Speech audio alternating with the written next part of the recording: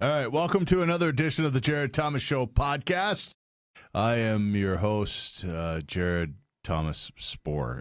And, part of what we're doing here is last time I had Rob Port on, I thought a very good conversation with Rob Port. In fact, he thought it was so good that he wrote a column on it and then embedded the link into the column. So I'm sure, Jacob, you saw the uptick. Just skyrocket. Through the roof. Yep. I mean, come on. I think my computer really blew up. Literally, probably. Yeah. It's like you and everybody else this time of year asked for new stuff, so we got that going for us too. So this time around, we're this Thanksgiving week. We're gonna go back to what's on the piece of paper besides Jacob's handwriting. What is this time it's typed. Switching up on you. Holy! I'm going to be able to read it this time, which is going to be kind of fun. All right, so I'm going to read this topic, and then I'll espouse with Jacob's help. Jacob, of course, is a producer guy. He is here. He's the guy that I'm just the pretty face. And then I show up, and I lay the work, and then Jacob does all the heavy lifting. So that's what this is. So with no further ado, it is type. Throughout your years of working, playing golf, I'm glad how that came before raising children and being married. What are your 5 best gifts of advice you can give to those who are coming out of college, beginning their careers, early in their marriage, raising children, or starting out to play golf? Well, wow, this is kind of a loaded topic. Some of this you've likely heard before, sage advice from the people in your life. Some of it, I can tell you, from my experience, is absolutely true. The first being, in your work, if you can find something that you really like, I strongly encourage you, or we throw the word love around pretty haphazardly these days, but if you can find something that you really like or love, I would strongly encourage you to do that. Make it about the work. Don't make it about the money. I promise you, the money will be there. There'll be enough money for you to work and doing the things that you like. I've told the story before, so one more won't hurt. I literally went to school to play football.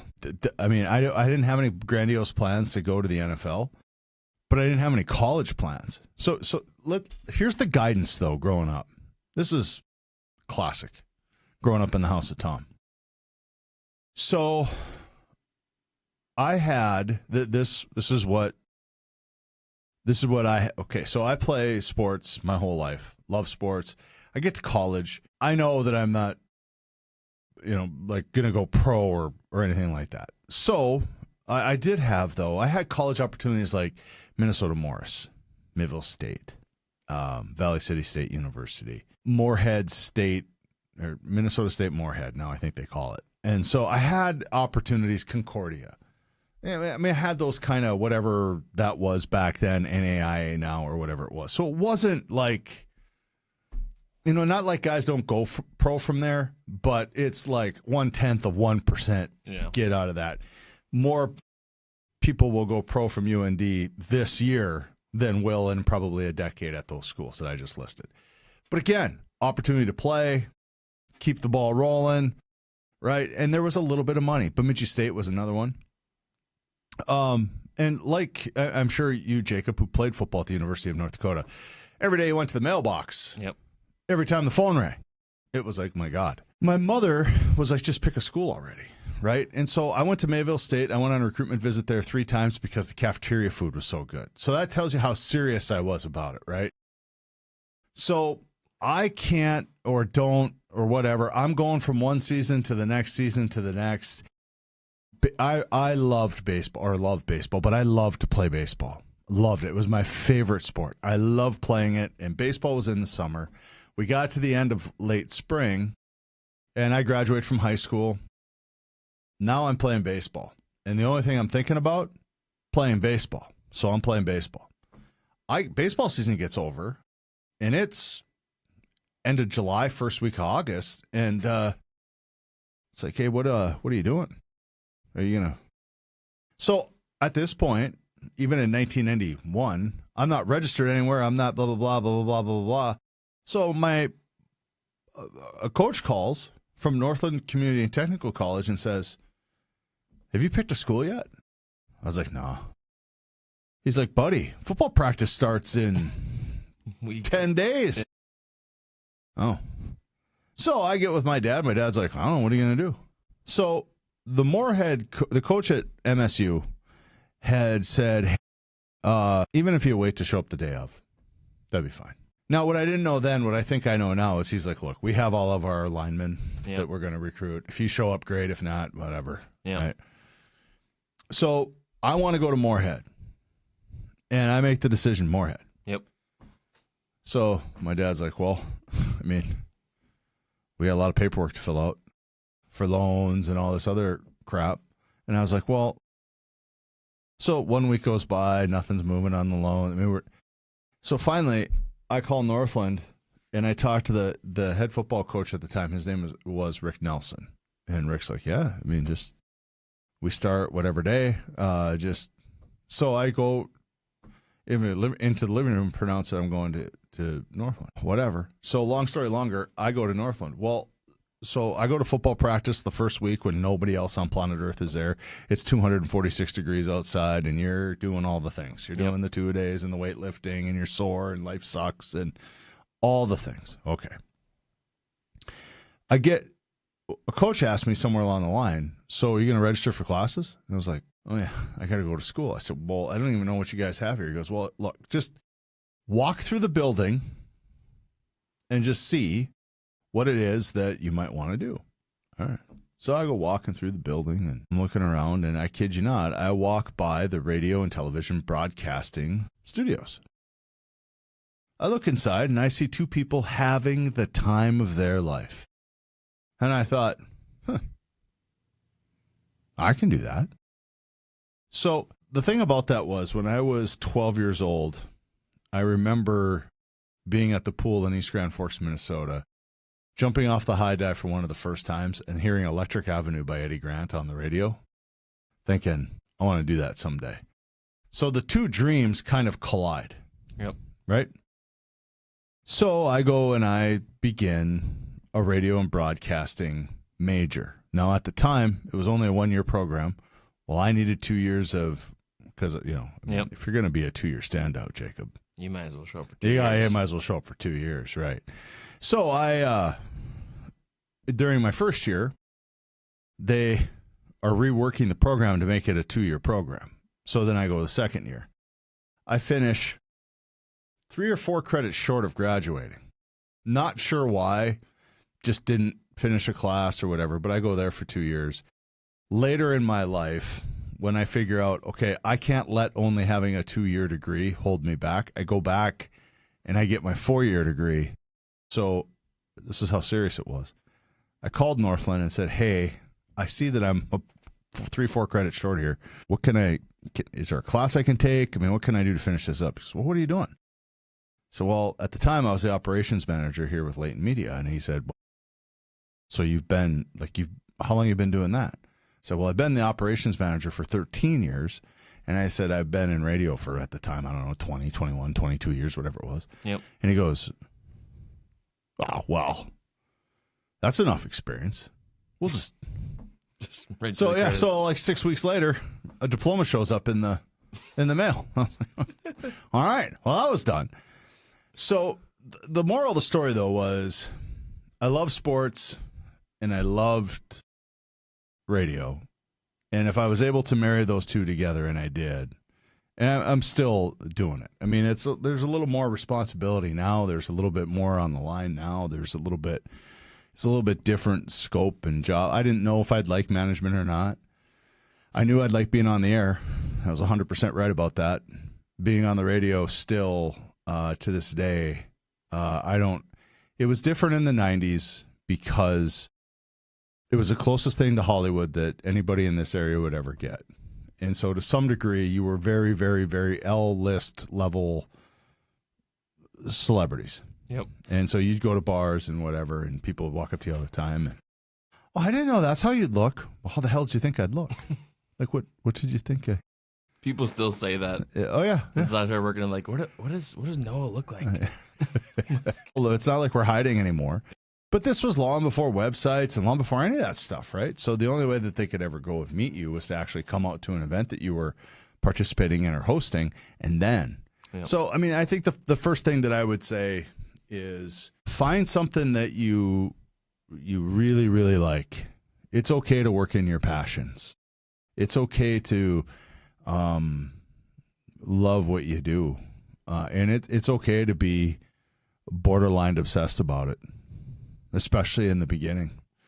I think that's part of what we miss these days. We get too fixated on the paycheck, and we get too fixated on this is what the money that I need or I think I need to do the things that I want, or the things that I think I need, things I think I want. But the best advice I ever heard was find something you love and you'll never work a day in your life, Jacob. Golf. So golf, my story with golf was I played middle school through high school. My 20s, I don't recall playing a whole lot. I was screwing around on the radio and I was doing that kind of thing. I remember coming back to the game, oddly, in my late 30s, early 40s, when I got sober. And the funny thing is, when you have an addictive brain like I do, you're forever addicted to something. So, again, I'm not sure psychologists or psychiatrists would tell you this, but having a healthy addiction, of course, is going to be better than having one that isn't so healthy, like drinking or worse. So, I started playing golf again, and then I started to there was a period of time. Now, when I say I got better at golf, it doesn't mean I went from a 30 handicap to a +2 handicap. Yep. Means I went from a 30 handicap to like a 15. And then I went from a 15. Now, some of that's athletic ability. Yep. Some of that's having played before. Some of that's knowing what knowing things about golf that others don't know because you played before. So a lot of that stuff kind of came together. But then I really found that I like being outside. I like the game. I like hanging out with the people I golf with. And it became a real obsession. But the thing that I would encourage people that want to play or learn how to play is it's never a game of perfect. It never will be. You can go out one day and shoot the best round of your life, and the next day it's like you've never played before. That is just the game of golf. You're not going to be a professional. Most people have no frickin' idea how good those guys are. Oh my gosh, yeah. They are. It's ridiculous what they are able to do. Is not. I mean, that's the top 1% of 1% that we have on planet Earth for golfers. Yeah. Is those guys. And so start with some reasonable goals, set a goal, get better, just enjoy the game, enjoy being outside, and find some patient people that are willing to say, hey man, why don't you try this? And be open to suggestions, because the people that are good at it, they've already done the tough stuff to learn. So just have a listen. Yeah. And if you think they're an idiot, well then that's fine. But at least and play with people that are better than you. You will learn something every time you play. It's one of the big things that I did early on was I started playing with guys that play golf a lot better than I do, and you learn something. They'll answer your questions.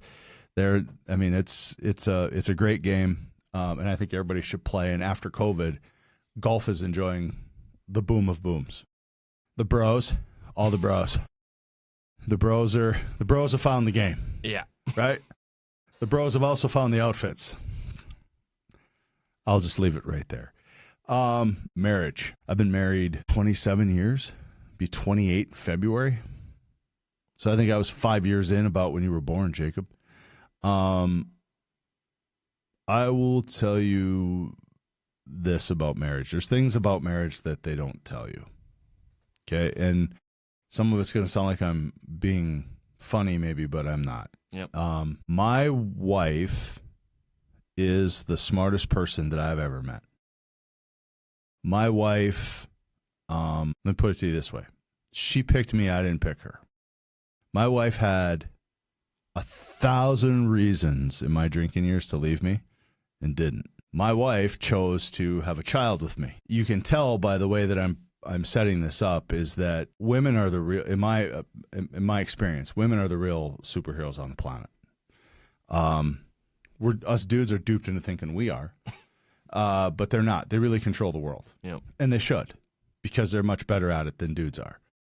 And I think what I learned really early on was respect and love are the same but different. One without the other is horseshit.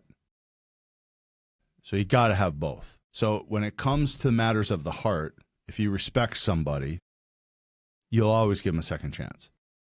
If you love somebody, you'll help fix the problem that brought on the second chance. People that are young in their relationships, here's the other thing that I've witnessed. My daughter will be 23 December 3rd. One of two things happen with, I think she would be a Gen Zer. One of two things. This isn't a blanket statement, but this is just what I've witnessed. And I'll call them kids because I'm 52, so they're kids. Yep. These kids start dating somebody in high school, and that's the tweet. So now we're going to date. Okay, we're 14. We're going to get together. We're going to go all the way through high school. We're going to go all the way through college. And then when you're 21, 22, 23 years old, you're going to get down on your knee and you're going to say, and of course they say yes, yep. And away we go. I don't, and again, not a psychologist or psychiatrist. The wisdom in that escapes me. I'm not saying you had to go out and if you're, you got to whore around and have, what do the kids call it? You got to have body count. What's your body count? 26, 27, 28. I'm not saying you got to do that. Yep. But, and by the way, you can go on a date and it doesn't have to end in somebody else's bed. I mean, I don't know if you know that, but it doesn't have to be that way. But what we've strongly encouraged our daughter to do is date a few people, figure out what you like and don't like. Yeah. Because the commitment, once you've decided that this is the person you're going to marry, is the biggest decision you'll make in your entire life. And I think you should take it seriously. And I think that you should be willing to fight for it. And I think that you should be willing. And so for those people, the danger with the 14, when you're 14, you want much different things than when you're 34. Oh my gosh. Yeah. Right? So think about what 14-year-old Jacob was into. Sports, dirt bikes, hunting. Yeah, that's pretty much it. Right? Wasn't really thinking about girls or... No. And then maybe you got into high school and you're like, what's that? Hey. Right? And so then you start for the first time, you start going... Hey now. Hey. And then you get into college and it's changing. All the while there's things going on biologically that you're trying to understand, and to some degree you're fighting and you're trying to figure it all out. But I think you shouldn't marry until you're ready. And newsflash, some people are never ready. So don't marry. Yeah. On the way though, use your head. Don't have 6 kids if that's not what you intend to do. And just know, you go in there unclothed, there's a chance. Just saying. So at the end of the day, and I mean, again, you would think most people would know this, but it's just that connection and that person that you find that you want to spend, and think about this, the rest of your life. The average age in the United States of America is 77 years old. 77, right? Yep. So if you get married at 24 years old, is that the next 53 of your years, yep, the commitment that you're making to this person? Can you stomach that person, and can that person stomach you for the next 53 years? That's a good point. So when you grow together and when you come together and when you build something together, you got to be, and the vows aren't BS. The vows are there for a reason. Till death do you part. And if you don't mean it, don't do it. It's not that hard, right? But what it requires is a difficult conversation. Oh, yeah. Hey, I've been thinking.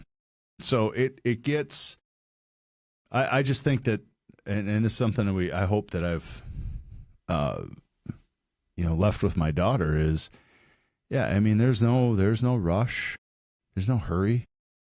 Find the right person and do the thing. But until then, what's the rush? It's one of the things, again, it worked out how it was supposed to for my wife and I. Wasn't always easy, but I can tell you this. There wasn't one.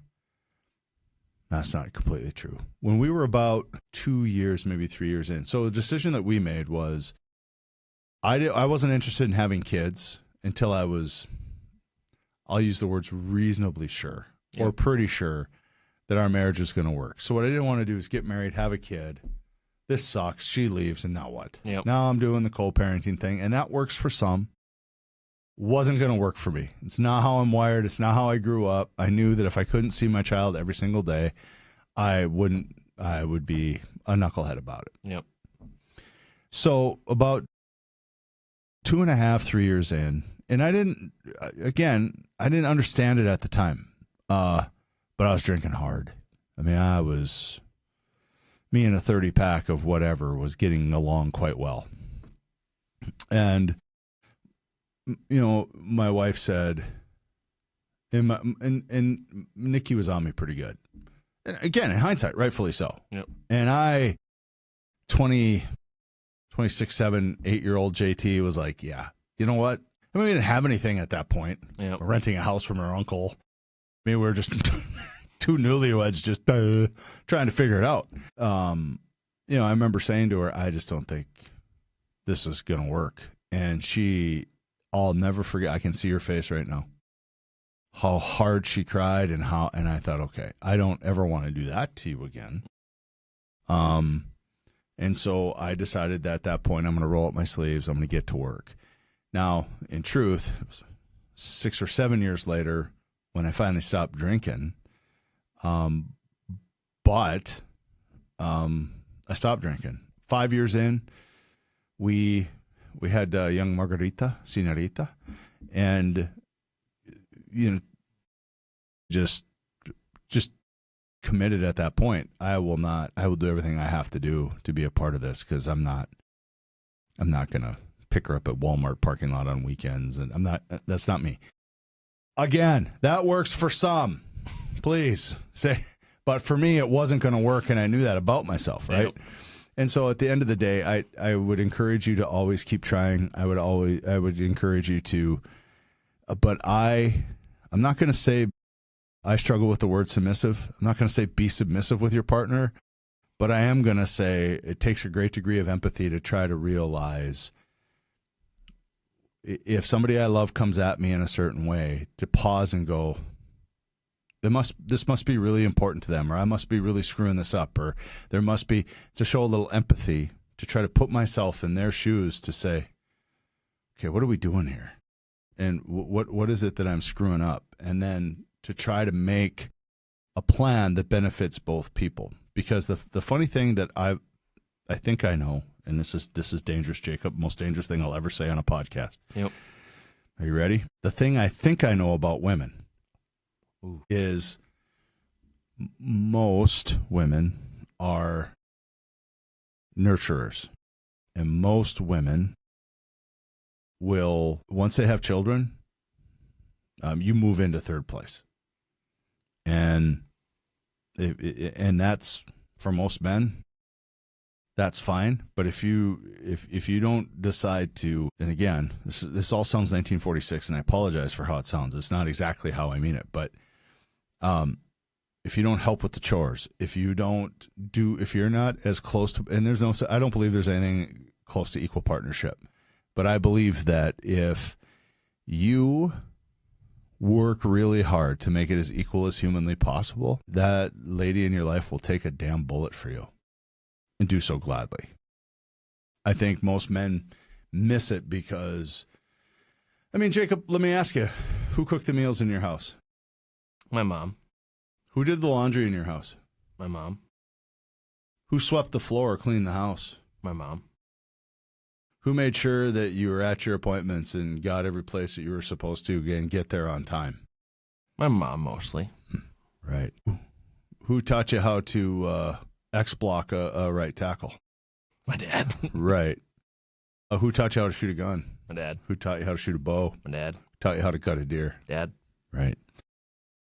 But I think the part that most men miss, women, at least the women in my life, view hunting and football and these things as non-essential extracurricular things. Yep. And what really is happening is that they are at home, so they work all day, then they go home, and they work until 10 minutes before bedtime. And then let me guess, every once in a while, dad reached over and wanted, work out a little longer. And mom was like, my God, I worked all day. I came home, I put together, and then I come home, and then, what are you doing? You're out with Jacob, football practice, and then you guys go hunting for a couple of hours. You come home, and you sit down, do a hot meal. I clean up the dishes. I do all the things. Yeah. And those are very traditional roles that we just described. But I think, and what I found in my life, and nobody should ever, if my wife was sitting right there, she would tell you, I'm not perfect. But just acknowledging and saying, hey, is there anything I can do? And again, this all sounds 1946 because there are men out there where this is completely reversed. Men hold the calendar. Men make sure that, Nate Bargatze has a joke that he tells during his show. He's a comedian, and he says, so one of his kids got sick at school. And so the principal or somebody in the office goes and pulls the file of the kid and looking for a contact number to say, hey, your kid is sick. Person calls the dad and then says, well, what doctor do they go to? What, where's the clinic that they go in? And he's like, so do you not have my wife's information? And that it's below mine. So you have my wife's information and you called the dad? And so, while a funny joke, Yeah. It's basically how we grew up. But I think back to respect and love, I think there's some respect where you just say, hey, thank you for doing 74 loads of laundry last week. Yeah. I mean, back to me not being perfect, which is pretty evident. If you have listened to this or anything that I've ever done, you would know for sure I'm not perfect. But I call the laundry room in our house the fairy room. Because I think fairies just do the laundry and it just magically appears, right? And so I joke with my wife, I think it's funnier than she does. I walk by the door and be like, hey, there's noise going on here. Do you think we figure out what that is? Or that's the fairies doing laundry.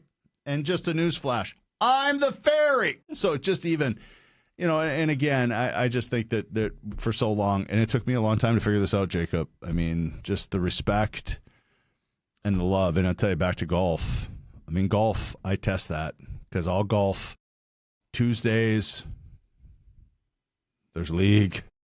Wow, might as well go out I got to play 18 before I play 18. Yeah. I mean, duh. And then Wednesdays, I play with a client. And then there's Saturday, Sunday, and then Friday, I want to hit a few balls. So as I'm going through the week, now Maggie's out of the house and gone, so that's one thing. But there's still a lot of, hey, if I slip up and say, how come we don't have any soda in the house? Right.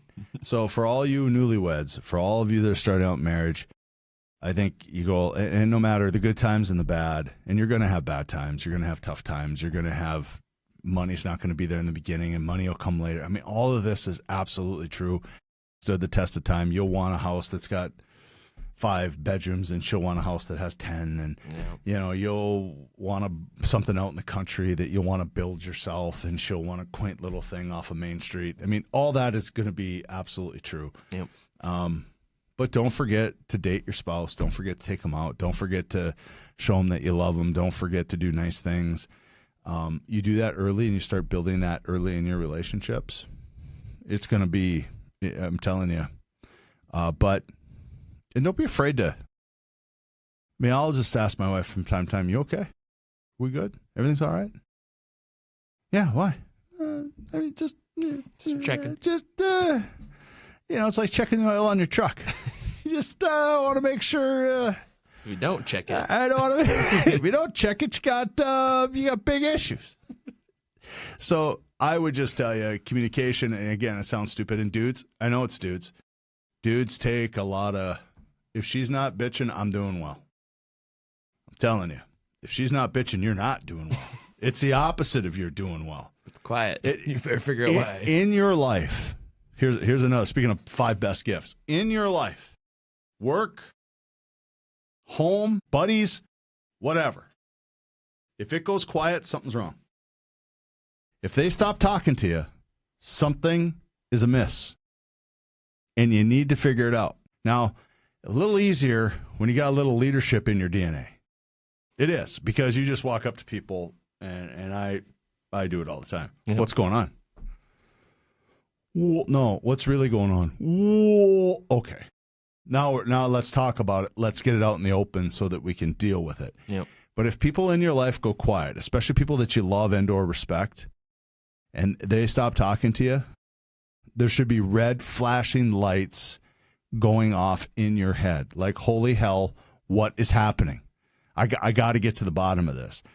Silence is not golden. It is not golden. It's golden when you put the kids to bed and you're laying there and you finally get 25 minutes to yourself. Then it's golden. Yep. But if there's not some chitter chatter between you and your spouse at that point, you've got to figure out what's going on. Nothing. Oh, no. Mm-hmm. No. Well, and sometimes it's a stupid thing. You know, you made eggs on Saturday and that pan was still sitting there Sunday afternoon. Why can't you clean your pan? Roger that. Got it. Now on. Clean my pan. Jacob made bread recently.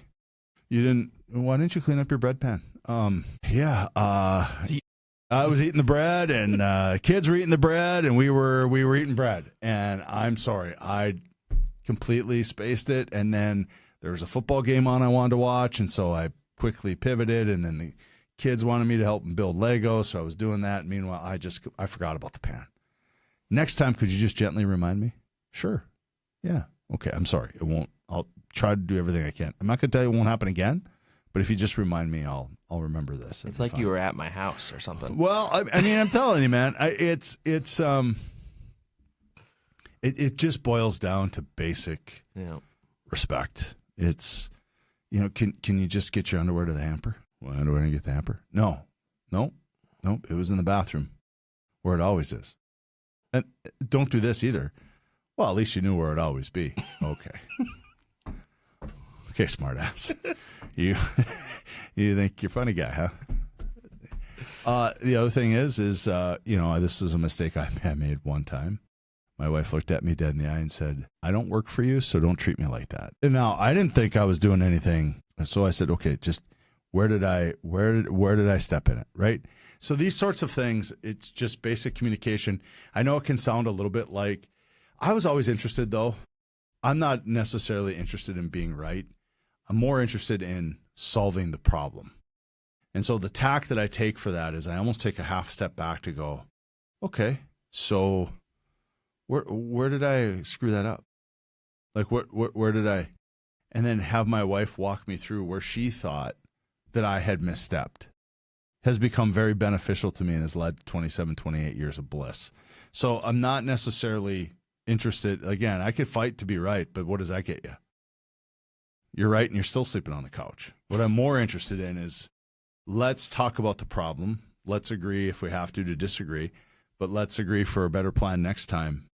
And then the key for dudes is you got to remember to execute it, though, because she won't forget. That's the other thing ladies have that dudes don't. Buddy, that memory is long. Misty, who works here, we were in the old building. So we've been in this building 10 years. And this is just how long a woman's brain is, how long the memory is. So we were doing, I don't know, we're talking about Christmas gifts or something in the old break room over there. And Misty lobs out. Now, again, I'm just in the break room to like make some toast or something benign. And this still comes up to this day, Jacob.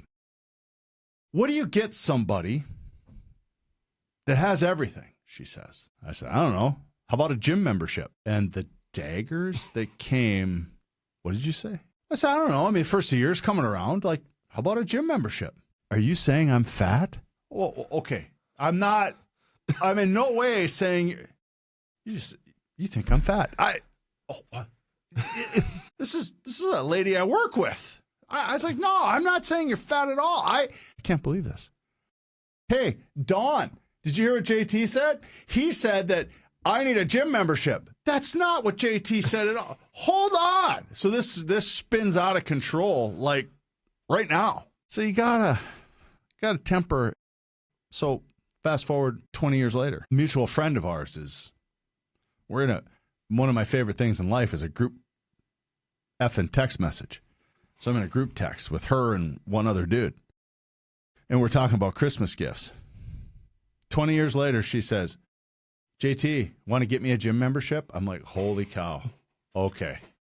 All right. Boy, that memory is long, isn't it? Silence. Kiss of death. They don't, women, the ladies, they don't forget. And it's because they love and respect you, and they don't ever want to let you forget that, I mean, my God, they check you at every turn. Coming out of college, beginning their careers, early in the marriage, raising children. So the thing I told my daughter really early on was, and I know young Margaret listens to this podcast.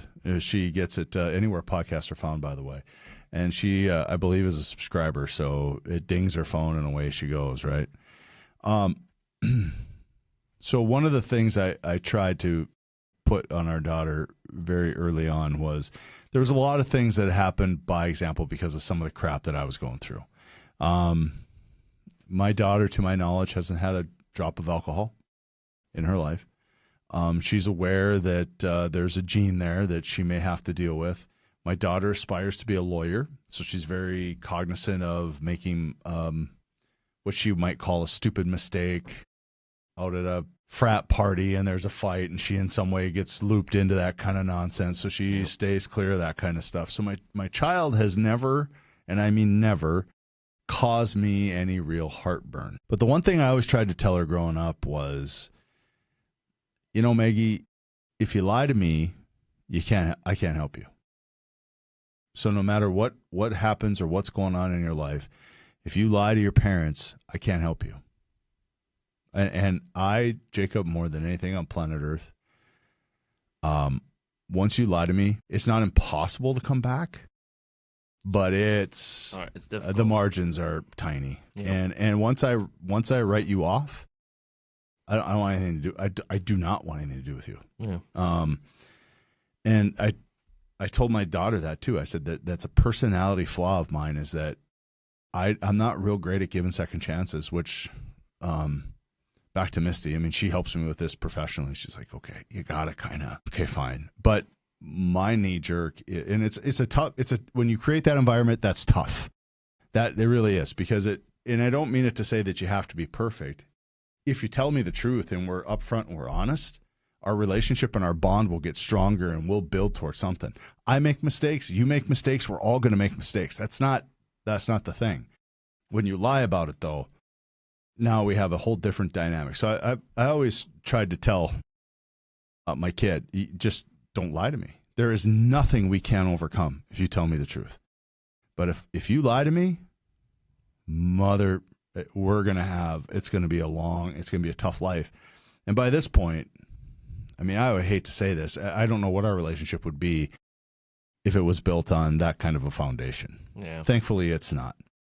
The other thing is, no matter what you do, and no matter who you are or who you're with or what you're doing, always give it your very best. Nobody has ever got kicked off any team. Nobody has ever been told to go home from work if they are giving their absolute best effort every day, every time. If you do that, you know, I used to joke with her, but I think it's 1,000% true. If I'm just a little bit smarter than the dipshit standing next to me, I'm going to make it before the guy next to me is. Yeah. Right? Just be a little smarter, a little better. And the one thing you can always control is your effort. Work your tail off. Work your tail off, die legend. That's what I used to tell her.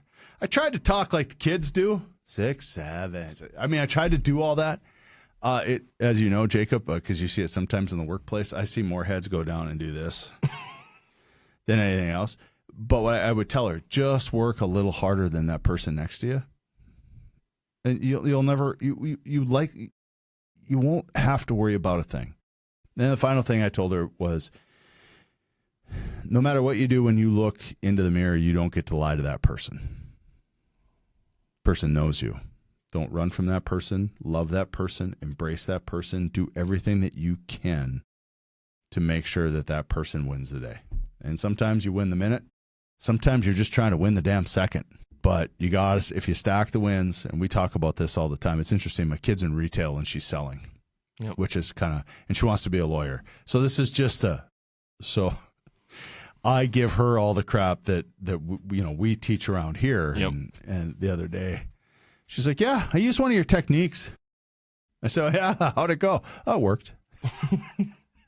And I said, sometimes it's just walking up to somebody, and I tell her all the time, the get is never bigger than the ask. So all you got to do is walk over to them and say, "Can I help you today?" And sometimes that's all they need. Yep. That's all they need. And like I say, it's in retail sales. It's your classic college job. But I'm very proud to announce she's number one in part-time sales. Yeah, right? And like she said, it's as simple as when the boys are gathered around talking about ice fishing. Bro, can't wait. Get some good ice. Right? She's over there saying, "Can I help you with anything?" And she's getting the sale while they're trying to figure out, "I like a 6-foot bucket, but if I can get a 2-footer, I can make that work too."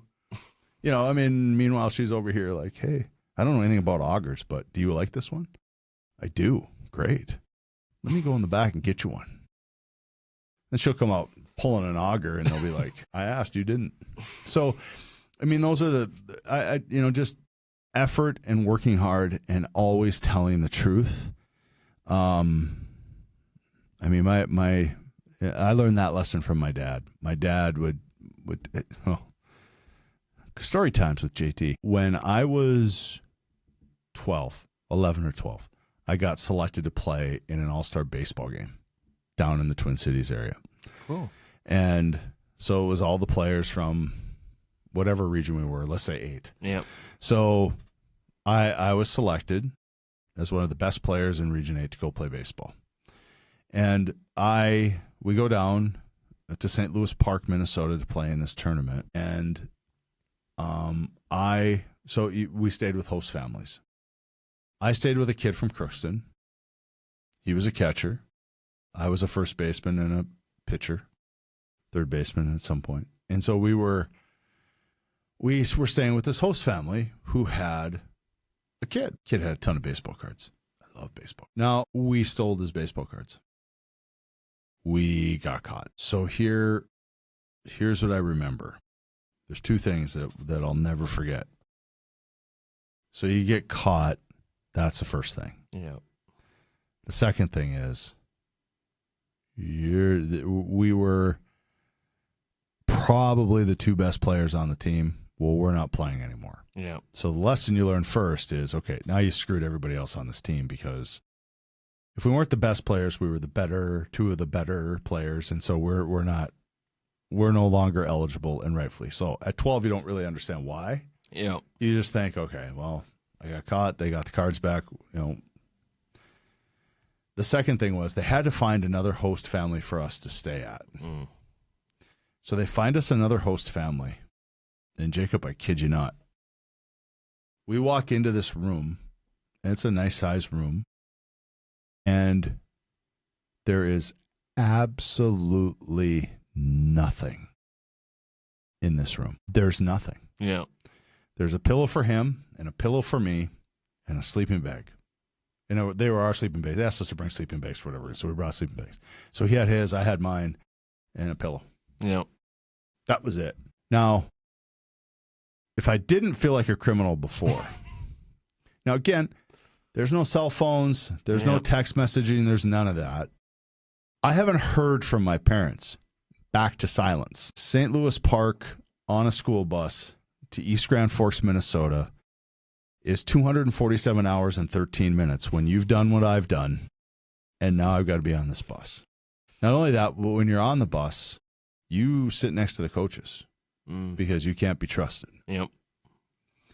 And I'll never forget, I got home and I'm at the warming house at Stough's Park in Eastside. I call my mom for a ride, and I'm actually thinking, maybe they don't know. Maybe they'll never find out. So I get in the car. Hey, Mom. My mother, how was your trip?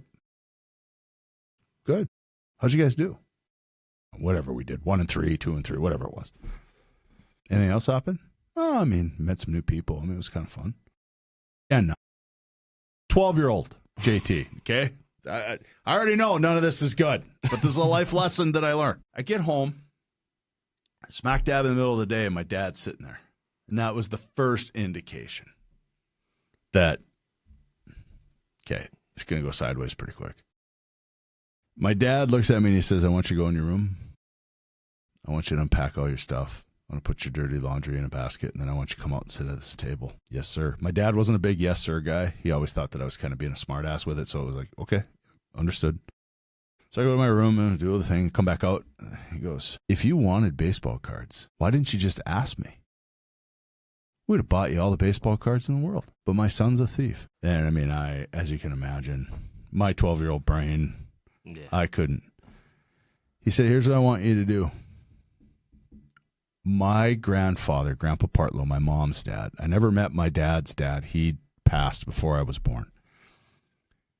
I put on a pedestal. I mean, I love that man. Still do. I mean, he's been passed now for several years, and he said, your grandfather's home from work today. I want you to get on your bike. I want you to ride over to your grandfather's house and tell him what you did. God. Oh, my God, Jacob. I mean, again, I don't know what you think is the worst thing that could happen to you when you were 12. That sounds rough. But I thought getting smoked by a car on the way over there would have been better than having to go over there and talk to my grandfather. I get over there, and my grandfather, for whatever reason, always had trouble saying my name. My name is Jared. He forever called me Jarrett. And I get over there, and my grandfather always like, you know those people in your life that make you feel like you're the only person in the world when you walk in? Yep. So I walk in the door, and I was mowing his half-acre lot for $5 a pop. That was a deal I didn't cut. Thank you, Mom and Dad. But he had mowed it when I was gone, and so I came over. He's like, are you here to mow lawn? No, I was like, you got to be kidding me. Now, again, I'm 12. So the fix is in. He obviously knows why I'm there, right? So I sit down and I said, Grandpa, I got to tell you something. Really? So he sits down.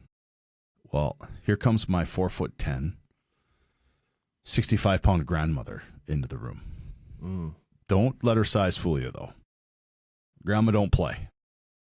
Sweet lady if she loves you. So Grandma sits down and she goes, so I just got a phone with your mom. Yeah, they just wanted to make sure you made your way over here. I could see where that would be of concern today, or whatever the 12-year-old version of that was. And so through tears, and so my grandfather told me something I'll never forget. He said, grandson, there's few things in life that you can come back from, but you can't come back from being a thief. You can't. Once you're a thief, you're a thief. You're a thief. Is that who you are? Are you a thief? I'm not, you can imagine, I'm not a thief, Grandpa. I mean, he said, do you feel like you have everything you need? I do. I got it. Growing up, we weren't an affluent family, but I had everything I needed and most everything I wanted. Yep. I mean, it was all first world problems for this guy. I had a car to drive. Was it a Range Rover? No. But when I turned the key, did it start? It did. Yep. And did it get me where I needed to go? It did. Right? So no suffering going on over here. I mean, great family, great people growing. I mean, I had it all. I mean, I had most, and the disappointment that I saw on their faces. My dad's grandpa lived until he was almost 100 years old. And my grandmother worked for him. So on my way to baseball, I would sometimes stop there and grandma, because she's a grandma, had a cookie or a candy bar or something, explains what you see before you. And so my dad said, so you need to go talk to Grandpa. I said, I did. Now, at this point, I'm in shambles. So keep in mind here, though, looking back on it, my parents kind of pawned this off on like the discipline of this, right? They kind of moved it off. Now, again, I'm not looking, 52-year-old Jared isn't looking to relive something from 40 years ago. Yep. However, when you think about it in its totality, and so I get on my Schwinn, and I'm telling you, Jacob, this took the better part of a day. Yeah. I got home and I'm spent. I mean, I'm exhausted. And so my dad said, okay, so there wasn't much baseball left. If I remember right, I think I was going to be starting, I think I was going in, at that time that was junior high, it wasn't middle school. So 7th grade, 7th, 8th, and 9th was junior high. Yep. And so I think I was going to go into, and he goes, so, I mean, I don't want to hear about this again. And he said, what that means, though, is that when kids tease you about it, you don't get to punch them in the face and go to the office. When they don't trust you, or when you go for a sleepover and you're not invited because you did this, I don't want to hear about it. You screwed this up, son. And you have a lot of work to do to earn the trust of the people that you say you love. And that was the deal. And he said, if this comes back to us again, then no more football, no more basketball. Because the quick way to get me to buckle is just take away sports. If you take away sports, Yep. I don't even want to go to school. Yep. I mean, I'm done. And so at the end of it, and he wasn't wrong. I mean, I dealt with some names, but I just knew, it's the first time in my life I had to bite down hard and just kind of, and my dad, I always respected my dad, and I never wanted to let my parents down. And that was really there was the one time that I really let them down. I didn't drink in high school because I love sports. I drank when I was 19. That's when all the fun started there. Yep. So I avoided all that mess, the drinking mess. But that moment in time made me remember that I respect and love my parents, back to respect and love, and one without the other. I mean, my parents asked me several times, don't you respect us? Are you trying to embarrass the entire family? What are you doing? Yeah. And, you get with the kid from Crookston, and I mean, you think you know the guy, but you don't know anything about the guy. I didn't know anything about him. I know what I heard later, but I don't know. I mean, he was a POS, or if he's a good guy, but here we are. Wow, I mean, they'll never miss that Don Mattingly rookie card.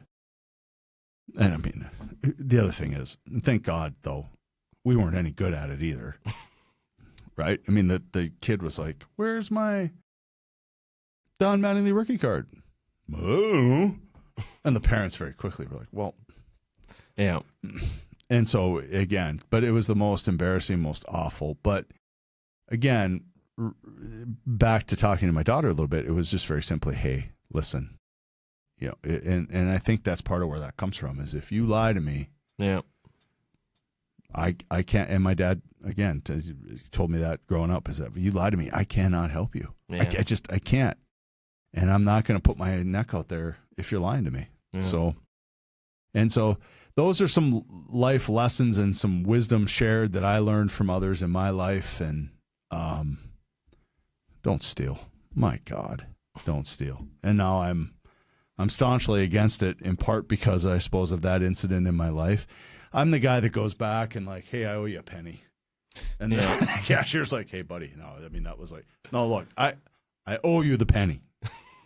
Here's the penny, right? I mean, now you can't get pennies anymore. But, those kinds of things were,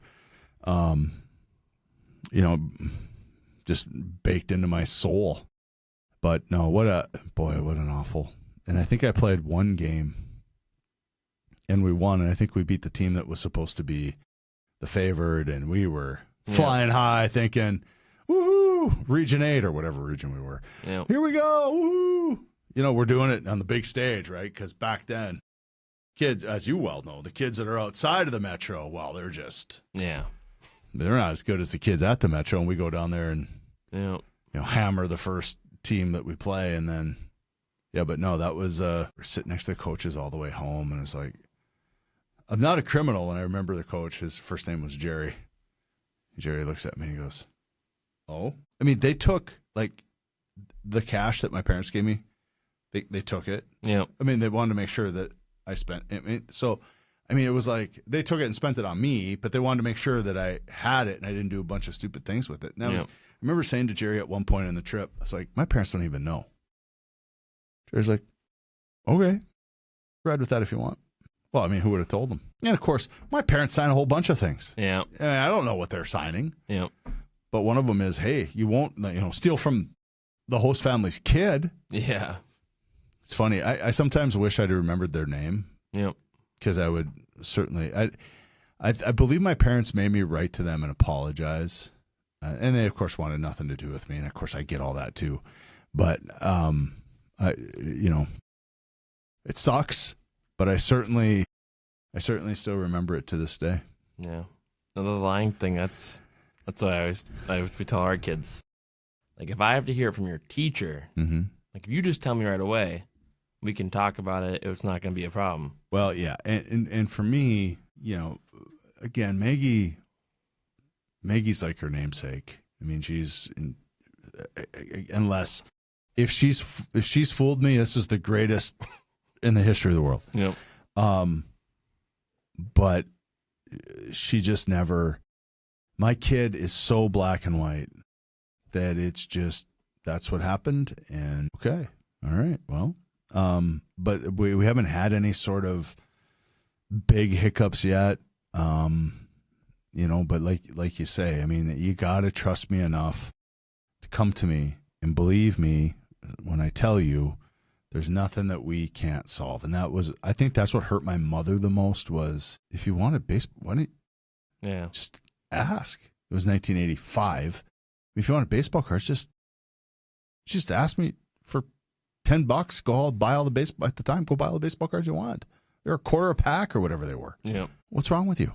More or less, And my parents, they never hit us. They never spanked us. There was none of that kind of stuff. But my 6'2", 240-pound father walking into a room got your attention and certainly got mine. Especially when I misbehaved. I think if my parents, if I ever put them on the pod, they would tell you that I challenged them a lot. And I wasn't ever in trouble with the law or anything like that. But I did things that would sort of stretch the boundaries of things that made my mom and dad, I think, more than a little concerned. I think if there would have been a pool of what was little JT going to be when he was 13, 14 years old. What do you think he'll be doing at 52?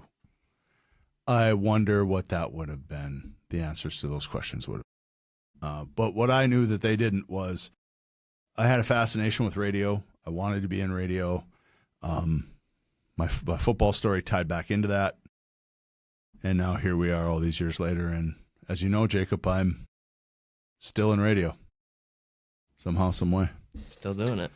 So I hope everybody grabbed a notepad and a pen and kept these or figured out a place, mark the places where they want to go back in this particular pod and go through this kind of stuff. But no, this was a damn good one, Jacob. I appreciate it. Oh, it's a good one. And typed out, nice touch. Appreciate that. For Thanksgiving week, make it a little nice. I appreciate you not, it's budgeting season too. I want you to extend, so I appreciate that. Yeah, no. Yeah.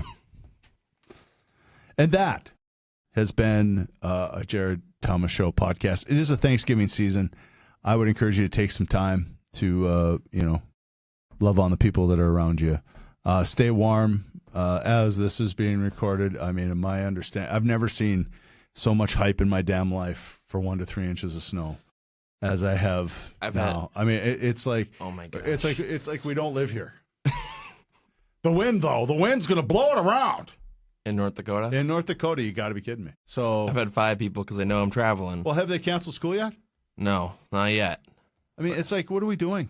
It's Like- just 1 to 3 inches. You remember? I was told might get 6. Are you old enough to when it used to just snow? It just would snow.